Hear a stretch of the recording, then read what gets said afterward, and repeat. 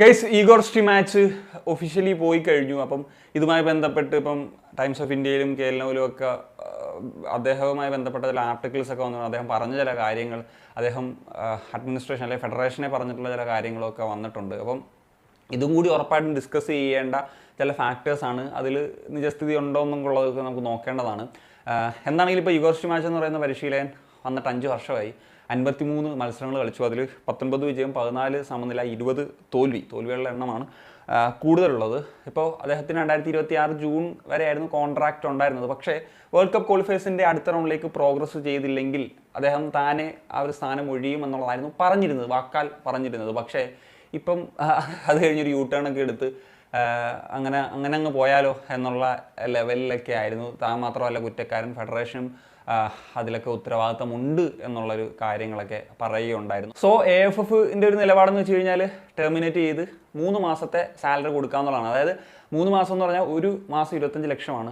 ഏതാണ്ട് 75 ലക്ഷം എന്ന് പറയുന്നൊരു എമൗണ്ട് വരെ കൊടുക്കാവുന്നതാണ്. പക്ഷേ ഈഗോർസ്റ്റി മാച്ച് അത് എഗ്രി ചെയ്യുന്നില്ല. പുള്ളി ഒരു ലീഗൽ ബാറ്റിലിന് റെഡിയായിട്ട് നിൽക്കുകയാണ് എന്നുള്ളതാണ് നിലവിലുള്ള ഒരു കാര്യം. അദ്ദേഹം CAS ഒക്കെ പോയി ആ ഒരു ലീഗൽ ബാറ്റിലിന് വേണ്ടി ഒരുങ്ങുന്നു എന്നുള്ള വാർത്തകളൊക്കെയാണ് ഇപ്പോൾ ഉള്ളത്. ശരിയാണ്, ഇപ്പം സ്റ്റിമാച്ചിനെ സംബന്ധിച്ചിടത്തോളം കോൺട്രാക്റ്റ് ഇത്രയും നാൾ നീണ്ടു നിൽക്കുന്നുണ്ട്.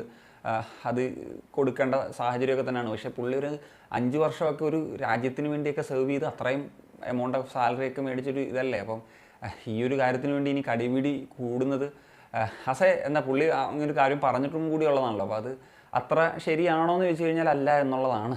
സാധാരണഗതിയിൽ അത് പറഞ്ഞാൽ നമ്മൾ കണ്ടിട്ടുള്ളതാണ്. റിസൈൻ ചെയ്യുമെന്ന് പറഞ്ഞാൽ കോൺട്രാക്ട് ഉണ്ടെങ്കിൽ റിസൈൻ ചെയ്യും. ഇപ്പം പുള്ളി പിന്നെ അതിൻ്റെ മേലിൽ ഫെഡറേഷൻ്റെ കാര്യങ്ങളൊക്കെ പറയുന്നുണ്ട്. ഞാൻ ആ വിഷയത്തിലേക്കൊക്കെ വരാം. അതിനു മുന്നേ എന്താണെങ്കിലും ഇപ്പം ഫെഡറേഷന് മിക്കവാറും എനിക്ക് തോന്നുന്നു ഇപ്പം ബ്ലാസ്റ്റേഴ്സിൻ്റെ മറ്റേ റഫറിങ് ഇൻസിഡൻറ്റിൻ്റെ പേരിൽ കുറച്ച് മറ്റേ ഇവാൻ്റെ വാക്കൗട്ടുമായിട്ടൊക്കെ ബന്ധപ്പെട്ടിട്ടുള്ള ഒരു സംഭവം ഉണ്ടല്ലോ. അപ്പം അതിന് 4 കോടി ഉണ്ടല്ലോ. അപ്പം ആ എമൗണ്ട് ഇങ്ങോട്ടെടുത്ത് മറിക്കാം എന്നുള്ളതാണ് നിലവിലത്തെ ഒരു സാഹചര്യത്തിൽ പറയാനുള്ളത്. പിന്നെ AFFൻ്റെ ഭാഗത്തും ഉറപ്പായിട്ടും കുറ്റമുണ്ട്. കാരണം ഒരു വിയേഡ് ആയിട്ടുള്ളൊരു കോൺട്രാക്റ്റ് കൊടുക്കേണ്ട ഒരു ആവശ്യകതയില്ലായിരുന്നു. ഇതൊന്നും ഇവർ വായിച്ച് നോക്കാതെ ആയിരിക്കണം കൊടുത്തിട്ടുണ്ടാകുക, അല്ലെങ്കിൽ ഇങ്ങനെ വരില്ലല്ലോ. +2 ഇനി എങ്ങാനും നമ്മൾ അടുത്ത റൗണ്ടിലേക്ക് പ്രോഗ്രസ് ചെയ്ത് ഈ ഇദ്ദേഹത്തെ കൊടുക്കേണ്ടി വന്നിരുന്നത് 12 കോടി വരെ കൊടുക്കേണ്ട ഒരു സാഹചര്യം വന്നേ.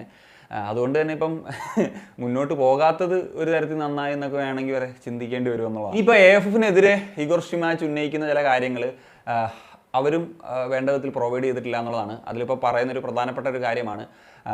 ഇപ്പം അഫ്ഗാൻ മത്സരം സൗദിയിൽ വെച്ചിട്ടാണല്ലോ നടന്നത്. അപ്പം ആ ഒരു മത്സരത്തിൽ ചാർട്ടേഡ് ഫ്ലൈറ്റൊക്കെ ഉണ്ടാകും എന്നുള്ള കാര്യം കല്യാൺ ജോബി പറഞ്ഞിരുന്നു. പക്ഷേ അങ്ങനെ ഉണ്ടായില്ല. 3 മാസമൊക്കെ എടുത്തു ട്രാവൽ ചെയ്ത് അവിടെ എത്താൻ. അതൊരു ഹൊറിബിൾ സിറ്റുവേഷൻ ആയിരുന്നു എന്നുള്ളത് പറയുന്നുണ്ട്.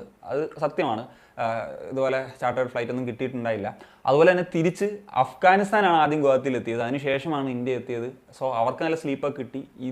ഇവർ ടയേർഡായിട്ടാണ് ആ ഒരു മത്സരത്തിലേക്ക് വന്നത് എന്നുള്ളൊരു കാര്യമാണ് പറയുന്നത്. സോ ഈ ഒരു കാര്യവും ശരിയാണ് എന്നുള്ളതാണ്. അതുപോലെ തന്നെ AFC ഏഷ്യൻ കപ്പിൻ്റെ ഇടയിൽ വെച്ച് നമ്മുടെ ടീമിൻ്റെ GPS ഉപകരണങ്ങളൊക്കെ നഷ്ടപ്പെട്ടിട്ടുണ്ടായിരുന്നല്ലോ. അത് എന്താ പറയുക, വളരെ ഹൊറിബിൾ സിറ്റുവേഷനാണ്. കാരണം 24 ടീമുകളിൽ 23 പേർക്കും GPS ഉണ്ട്, സ്റ്റിൽ നമുക്കില്ല. ഇപ്പോഴും അത് റീപ്ലേസ് ചെയ്തിട്ടില്ല എന്നുള്ളൊരു ഫാക്ടറാണ് പറയുന്നത്. അത് ഒരു മോശമായിട്ടുള്ള സാഹചര്യമാണെന്ന് പറയുന്നത്. അതുപോലെ ഏഷ്യൻ ഗെയിംസിന് വേണ്ടിയിട്ടുള്ള പ്ലെയേഴ്സിനെ ഉൾപ്പെടുത്താൻ അല്ലെങ്കിൽ സെലക്ട് ചെയ്യാനുള്ള ഒരു അവസരം ക്ലബ്സിന് കൊടുത്തു എന്നുള്ളതാണ്. അതായത് ക്ലബ്സ് അപ്പോൾ ISL ഒക്കെ തുടങ്ങിയതുകൊണ്ട് തന്നെ 3 പ്ലെയേഴ്സിനെയൊക്കെ ചൂസ് ചെയ്യാമെന്നുള്ള സാഹചര്യത്തിലേക്കൊക്കെ പോയി. സോ അതും പുള്ളിയെ സംബന്ധിച്ചിടത്തോളം ഒരു ഹൊറിബിൾ ആയിട്ടുള്ള കാര്യമായിരുന്നു. ഏഷ്യൻ ഗെയിംസിൻ്റെ ട്രാവലിലും അങ്ങനത്തെ അറേഞ്ച്മെൻറ്റ്സും ഒക്കെ എല്ലാം ഹൊറിബിൾ സിറ്റുവേഷൻ ആണ് എന്നുള്ളതാണ് പറയുന്നത്. സോ ഇതിനകത്ത് ചില വാസ്തവങ്ങളുണ്ട്. ഞാൻ പറഞ്ഞല്ലോ, ഇങ്ങനത്തെ സിറ്റുവേഷൻസിൽ വാസ്തവം ഉണ്ട്, ഉറപ്പായിട്ടും ഉണ്ട്. അത് ഒരിക്കലും നമുക്ക് നിഷേധിക്കാനായിട്ട് കഴിയില്ല എന്നുള്ളതാണ്. പക്ഷേ ഈ പറഞ്ഞ പോലെ ഇപ്പോൾ കുവൈറ്റ് മാച്ചിന് ദീർഘമായിട്ടുള്ളൊരു ക്യാമ്പും കാര്യങ്ങളൊക്കെ ഇട്ടിട്ട് പുള്ളി എന്താണ് ഫസ്റ്റ് മാച്ചിൽ കാണിച്ചത്, അല്ലെങ്കിൽ ബാക്കിയുള്ള സാഹചര്യങ്ങൾ പലപ്പോഴും ഉണ്ടായപ്പോഴും പുള്ളിയുടെ ഭാഗത്തുനിന്ന് ഫോൾട്ട് വന്നിട്ടില്ലേ. ഉറപ്പായിട്ടും ഫെഡറേഷൻ്റെ ഭാഗത്തു നിന്ന് കൂടുതൽ കാര്യങ്ങൾ ഫെഡറേഷൻ്റെ ഭാഗത്തു നിന്ന് തെറ്റുകൾ സംഭവിച്ചിട്ടുണ്ട്. ഇപ്പം ഞാൻ ഈഗോർസ്റ്റി മാച്ചിൻ്റെ ഇതൊക്കെ ബന്ധപ്പെട്ട് ചിലപ്പം കുറച്ച് വൈൽഡായിട്ടുള്ള തരത്തിൽ വരെ സംസാരിച്ചിട്ടുണ്ട്. ചിലപ്പം ഷോർട്സോ റീൽസോ ഒക്കെ ഇട്ടിട്ടുണ്ട്. അതിൻ്റെ ഒരു കാരണം എന്ന് വെച്ച് കഴിഞ്ഞാൽ പുള്ളി ഒരു 5 years ആയിട്ടും ഒരു പ്രോഗ്രഷൻ ഉണ്ടായില്ല. ഇപ്പം മുമ്പ് സ്റ്റീഫൻ കോൺസ്റ്റന്റൈൻ ഉണ്ടാകുമ്പോഴും ഈ സെയിം പ്രതിസന്ധികളൊക്കെ ഉണ്ടായിരുന്നു. അവിടെ നിന്ന് പുള്ളി കുറേയൊക്കെ ഫൈറ്റ് ചെയ്തിട്ടുണ്ട്. പുള്ളി എപ്പോഴും ഈ സ്റ്റിമാച്ച് എപ്പോഴും എക്സ്ക്യൂസസ് പറയുക, ഇപ്പോൾ ഇല്ലാത്തൊരു കാര്യം അതുണ്ടായിരുന്നെങ്കിൽ ഇങ്ങനെ ആയിരുന്നേനെ. അതായത് ഇപ്പം OCയുടെ കാര്യം അതൊക്കെ റെഗുലർ ബേസിസിൽ പറഞ്ഞുകൊണ്ടിരിക്കുക. ഉറപ്പായിട്ട് നമ്മൾ ആഗ്രഹിക്കുന്നുണ്ട് OCയൊക്കെ വരാൻ, അത് ശരിയാണ്. പക്ഷേ ഇപ്പം നമുക്ക് നിലവിലുള്ള എന്താണോ ഉള്ളത് അതനുസരിച്ച് ഫീഡ് ചെയ്യാന്നുള്ള ഫാക്ടേഴ്സൊക്കെ ഉണ്ടല്ലോ. അപ്പോൾ മൊത്തത്തിൽ പറയുകയാണെന്നുണ്ടെങ്കിൽ ഈ പറഞ്ഞ പോലെ പുള്ളിയുടെ ഭാഗത്ത് ഉറപ്പായിട്ടും ടാക്റ്റിക്കലി ആണെങ്കിലും പലതരത്തിൽ ടീമിനെ ബൂസ്റ്റ് ചെയ്യുന്ന കാര്യത്തിലാണെങ്കിലും ഒക്കെ പ്രശ്നങ്ങൾ സംഭവിച്ചിട്ടുണ്ട്. അതിനോടൊപ്പം തന്നെ ഫെഡറേഷനും പ്രശ്നങ്ങൾ സംഭവിച്ചിട്ടുണ്ട്. ഈ കളക്റ്റീവായിട്ടുള്ള പ്രശ്നങ്ങളുടെ ഒരു ആകത്തുകയാണ്. സോ ഇനിയും നമുക്ക് ഒരുപാട് കാര്യങ്ങൾ സംസാരിക്കേണ്ടതുണ്ട് ഇതുമായി ബന്ധപ്പെട്ട്. കാരണം ഇന്ത്യ ഫുട്ബോളിൻ്റെ പ്രശ്നം ഒരിക്കലും ഈഗോർ ഷിമാച്ച് മാത്രമൊന്നുമല്ല. ഈഗോർ ഷിമാച്ചും വൺ ഓഫ് ദി പ്രോബ്ലമാണ്.